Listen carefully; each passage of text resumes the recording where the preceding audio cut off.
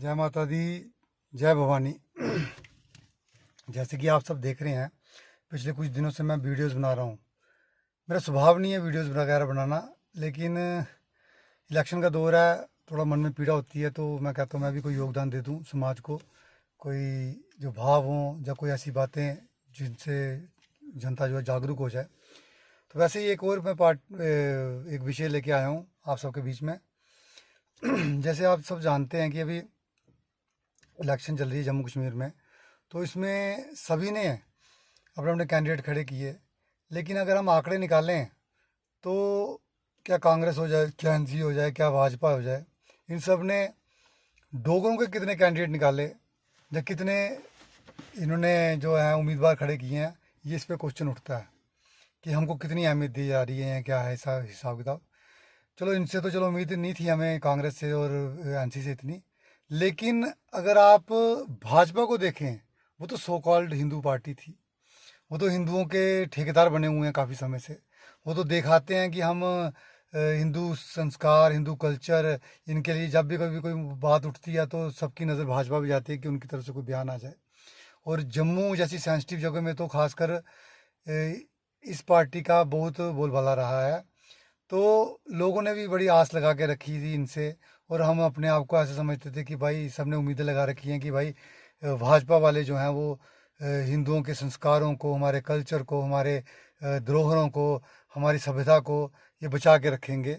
ये एक सौ ठेकेदार हैं। लेकिन आपको बड़ा ताज्जुब होगा ये जानकर कि 62 सीटें जो हैं, जिनकी टिकटें जो बीजेपी ने, आप गूगल कर लो, जो जम्मू कश्मीर में बांटी हैं, उसमें 25 जो हैं, 25 टिकटें गैर हिंदू कैंडिडेट्स को दी गई हैं। आप समझ गए मैं किसकी तरफ इशारा कर रहा हूँ। तो ये जो 25 सीटें इन्होंने दी हैं, और कल को कोई वक्फ बोर्ड का कोई मुद्दा जिसके ऊपर ये वोट भी बटोर रहे हैं अभी, वो उठाना हो जाए असेंबली में, जहाँ कोई कोई 3 तलाक का, जहाँ और भी कोई XYZ जो हिंदुओं के हित में ना हो, इस तरीके के मुद्दे उठाने हों, तो ये 25 कैंडिडेट क्या समर्थन देंगे? या क्या भाजपा इस तरीके के असेंबली में बोल पाएगी? कभी काउंटर नहीं कर पाएगी ना, बोल ही नहीं पाएगी, बात ही नहीं रख पाएगी। तो ये किस्म के देखा जाए तो ये फिर उन्हीं की चीज चोरी होने लगेगी। ठीक है ना। तो हिंदू सशक्त कहाँ हुआ जिसके ऊपर इन पार्टियों की बुनियादें हैं? डोगरा सशक्त कहाँ हुआ?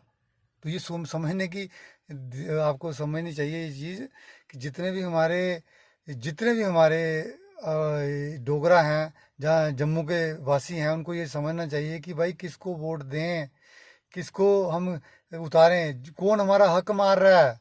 ये जो 25 सीटों पे हक भी इन्हीं का था, उस पार्टी की तरफ से जो 25 सीटें दी गई हैं, इस पे हक भी हिंदुओं का ही बनता था।